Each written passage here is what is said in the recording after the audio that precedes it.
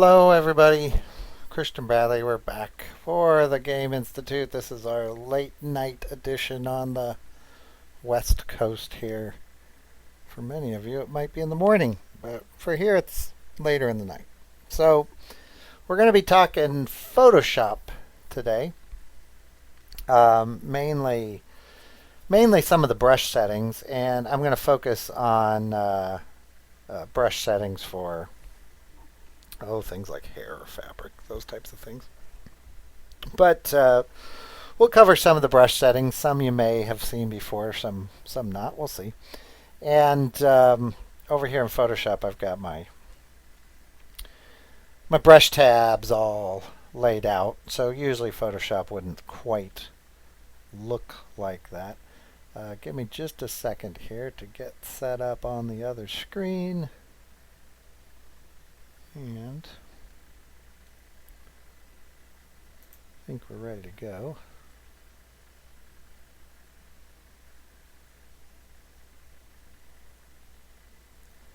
Okay, so Photoshop brushes.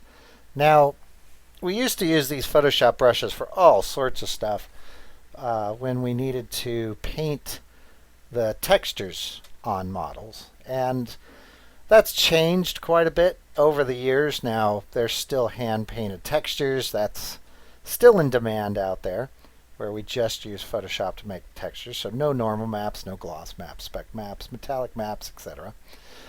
But if you're talking AAA title development, Unreal Engine, you're probably using PBR-based materials, and that means that you may be using Quixel or something else over here in Photoshop.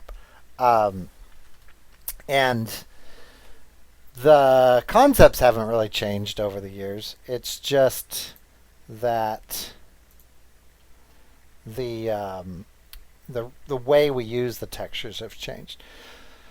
But the brushes haven't really changed a whole lot. We still can use them to add parts and pieces to textures.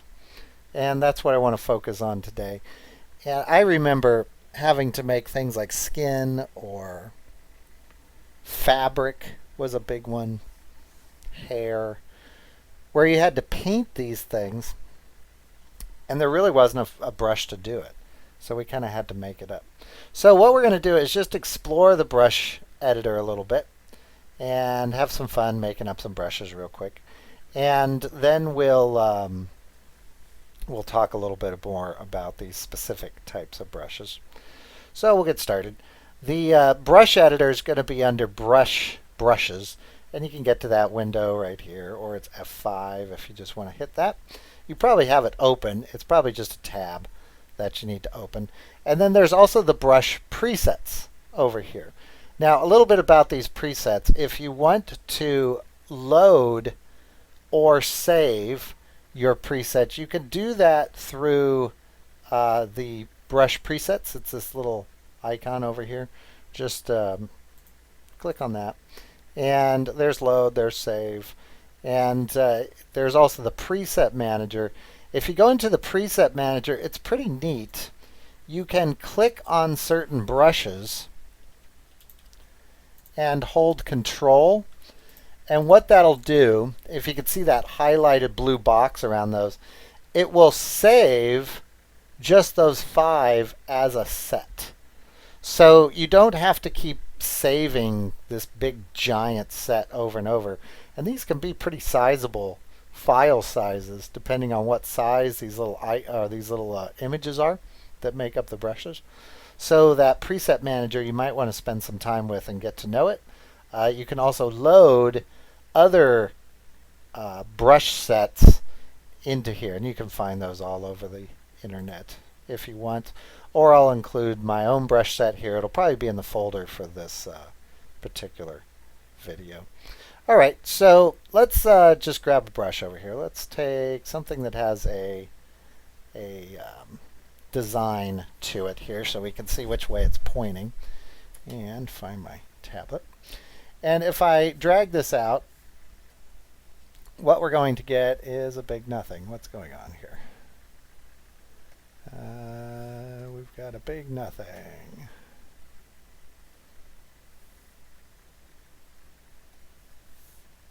Oh, here, let's do this. I think my Wacom tablet was sitting on my keyboard. Here we go. Okay, so I'm going to go ahead and fill this with white. And there we go. I'm going to use my regular brush for this. Okay, and let me find that little star brush again. Here it is. Okay, so this little star brush that I have, little magic star brush. We'll zoom in there so you can see it. Let's look at the settings on this and see what we've got. Over here, again, under brush, the brush tip shape button here is actually a button. For some reason, that totally threw me because it doesn't have the little checkbox here. And that's where you can set the spacing, and you can see the more, or the less space I have, the more packed together these are. The higher the space, the more the distance. And that's based off the size of the brush image, which you don't always really know what that is. So there isn't really a perfect setting for any particular thing. Every little brush is going to be different. And then you can change the direction here. And that's not really going to help us here on our star because they're going to look about the same no matter what. And the size of the brush. Now, the size is also dependent on that base image. We don't know what size that base image is, so we just change the size slider for each brush. Now, if I paint, you can see with my tablet, if I don't push down very hard, it's a very thin line, but if I push down, I get lots of stars, and then I can make it tail off to a little line again. So there's all sorts of little ways we can kind of play with these brushes. I'm going to very quickly set up a layer here so I can just turn these off. There we go. Just going to make a new layer, paint a new layer. All right, and back to our brushes. So let's take a look at a different brush now and have some fun with it. Something with a little bit of direction. How about this little blob? Now, as I mouse over my document here, you can see that I can see the brush shape. That's not always exactly the shape. That's more of a representation of it. But look at this strange little kind of fishbone pattern that Photoshop says this can make by changing the spacing. Now there's the brush, it's just kind of a blob. But if I push this together, that fishbone pattern is kind of interesting. I'm going to hold down Shift and drag, and you can see it makes like a spine shape that if I was to, say, mirror that, I would end up with a tire track. Again, with my Wacom tablet, I can make it bigger or smaller. But look at that interesting little shape. So I could use that.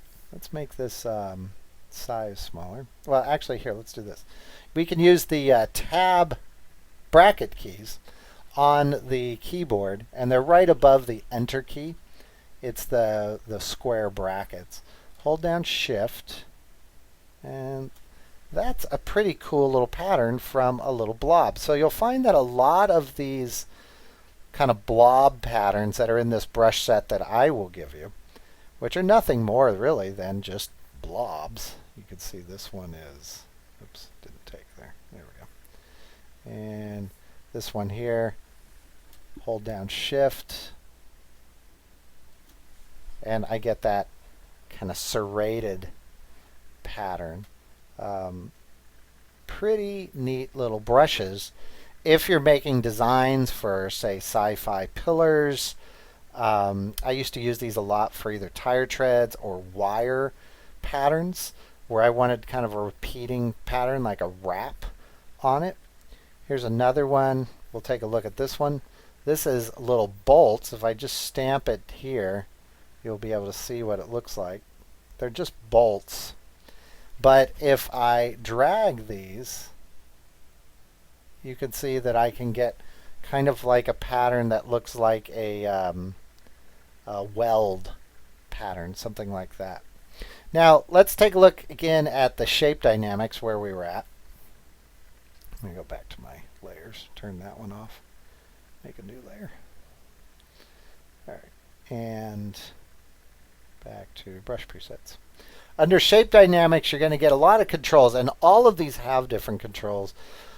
I've never really been able to memorize all of them, and they don't really work like a recipe, so you can't just set up a brush the same way with different images, and it doesn't really work that way, so you have to kind of play with these to get them right. But the size jitter is something that I've used quite a bit, and you can see this little thumbnail down here is where you'll see the representation.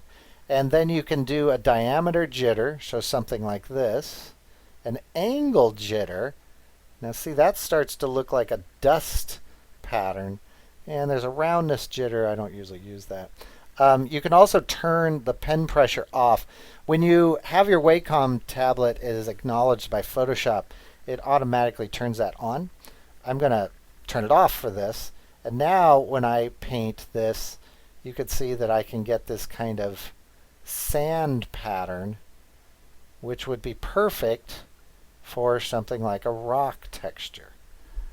So, and that's just bolts. If you were to look at them real close, they're just little bolts. But now I can paint that in there, and then I can save that brush if I want to. So you could just go over here and hit Save Brush, and it will save that brush for you. I'm not going to save that brush, but you could.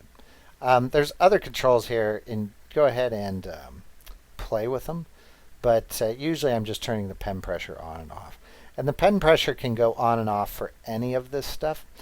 If we go to scattering, and I'm going to turn shape dynamics off for this, you can see that scattering just basically changes the scatter. Now I find that the scattering doesn't work as well if you don't have that size jitter and angle jitter on it, because it doesn't kind of spin it around. But it's pretty neat. So that's scattering. I'm going to turn off shape dynamics. We'll turn off scattering again for this. Let's go over here and get another texture for this. How about this one? There we go. This is that's the brush. It's kind of like a little angled piece of metal that I've taken a picture of. And texture, you can load a texture. That texture will just be, it's not painted by the brush, but the grayscale information applies over the brush. So it basically breaks up the texture. I find, or the brush, I find I don't usually have to use this one too much, so we'll turn that guy off. Dual brush is interesting in that we can combine two brushes together. So let's make the size on this a little bit higher so you can see it. I'm going to turn yeah, that's good enough. And if we add another brush to it, what happens is it inherits that brush's information as well. So we basically have two brushes together with dual brush. Yeah, I tend to forget it's there, but it's interesting. Color dynamics, we're not going to spend much time on, just because we'll kind of deal with just the grayscale brushes for this until we learn a little bit more. Transfer, if I play with that a little bit, we'll turn on the opacity jitter. You can see down below what that's doing. Again, pen pressure, we can change that if we want. So you can make it basically fade off to nothingness.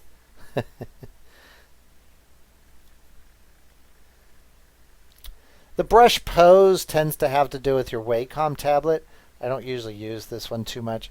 Noise, I don't use much. It's kind of an on-off one. All these down below, that little line right there, just mean that they're on or off. There's wet edges, which makes the brush more solid. There's buildup, which means that it will interact with the brush that you've already used. Smoothing is usually on by default. We usually want that on. And the protect texture, I'm not sure what that does. I've never used it. So usually it's these top two is where most everything that you want is. I'm going to turn this layer off. Yeah, we'll make a new layer. So shape dynamics. I'm going to go get another brush here. Let's use, how about this one? This is a chain link. So if I paint it out, You may be wondering how it's aligning those chains, those chain links, so they all link up. So let's take a look under Shape Dynamics, Size, Jitter, Pen Pressure. That's just making it bigger or smaller. It's the angle jitter is set to direction. And what that means is wherever I move my mouse, it changes the direction that the image is pointing. And see, the thumbnail doesn't change. Makes it a little confusing. We'll just link it right back up there. But you can draw these chains. So if you're doing concept art or something, that's a really neat way to go. Also, Photoshop can't paint with imagery. So you can't take an image of a chain and paint with it. There are some other programs that will do that, but Photoshop won't do that. You can paint in a separate layer and then make a mask of that brush and add texture over the top of it if you want. So it's a workaround. Even something like this kind of barcode texture, if I drag this, wrong way. You can see what I was trying to do there. If I drag this straight down, you're going to get stripes. If I change the, I want the, which one is it? Transfer. And I want the, not flow, which one is it? This one. Pressure, there we go.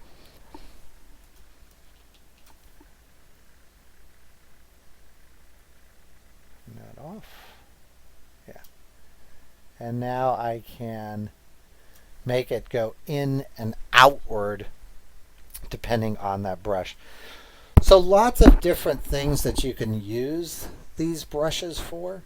When it comes to your textures, here's a little stripy texture, and you can see that it doesn't really act the way that you might think. But look at the little comb effects that are going to come from that brush. If I want to, you could use this brush to make watermarks streaming down, then erase out parts of that. You could use any of these grunge brushes here just to stamp on grunge. You can certainly use any of these little imagery brushes here. Let's make one new layer so we can see this. I'm going to make that a little bit bigger.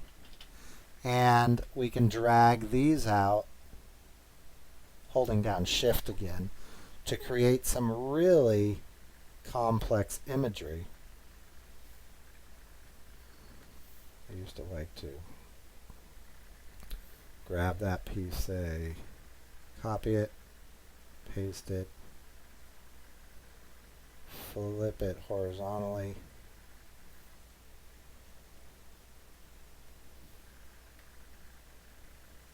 copy and paste, there we go, and flip that horizontally, and you can see the patterning that it makes there. Flip this vertically.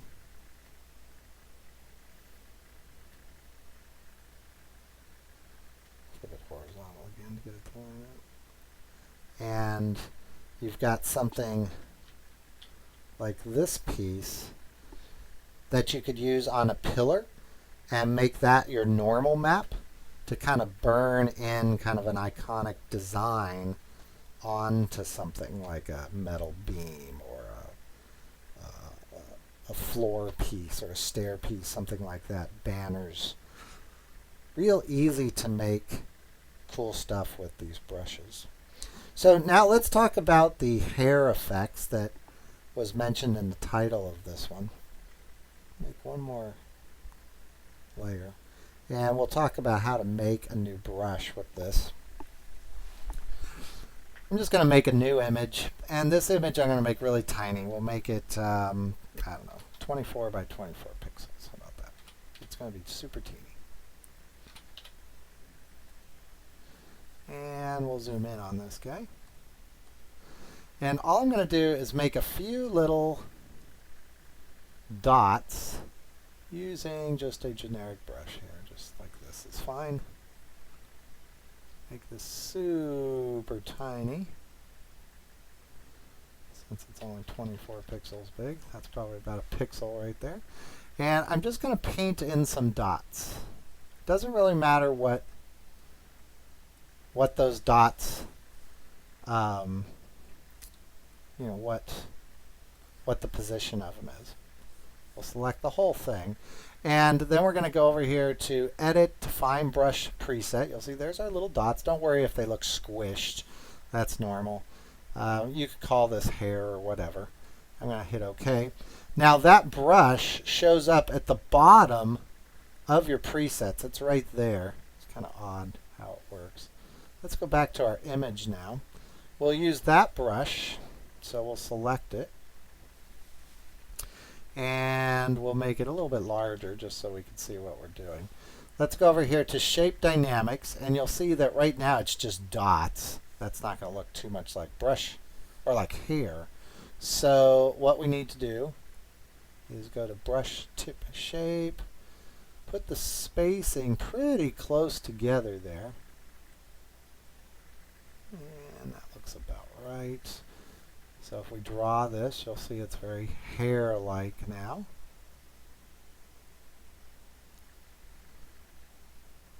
Right now it's conforming to my Wacom tablet, which is neat, but not usually the way that I usually work with this. So I'm going to turn that off. There you go. Oh, it's still on. Turn it off. There we go. Oh, it's still on. Why does it keep popping back on? Okay, Shape Dynamics. So the size jitter is going to be off. And we'll make it, yeah, I guess we'll keep it. We'll keep that jitter. Just want the size jitter to be changed a little bit. There. And scattering, I think we'll leave scattering off. Let's go back to shape.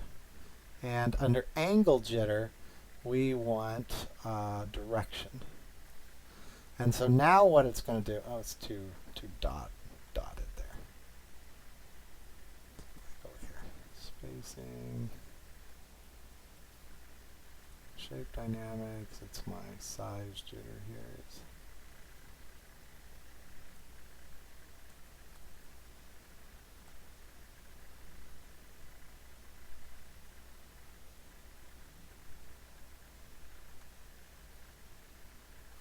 Let's leave that off.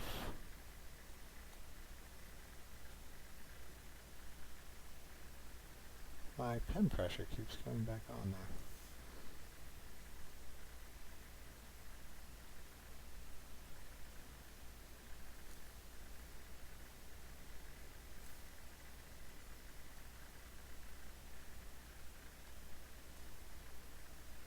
Well, now I don't have it working. I broke it. Alright, let's go back to the beginning. Let's change the size. We'll put the spacing closer together. That's working a little bit better now. Okay, shape dynamics, and this time the angle direction. I want to, yeah, there we go. So we've got the angle direction working. And now what we can do, if we make this a little bit larger, is if we change the color here to, let's say, like a brownish color. And let's go to our layers. Let's turn that one off, make a new one. So now we can comb that hair in.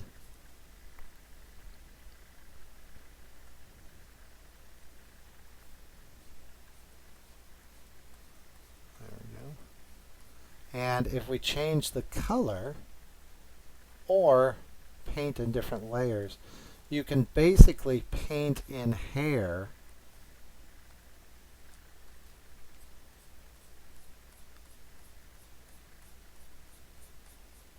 should have started with a black base. Would have worked better.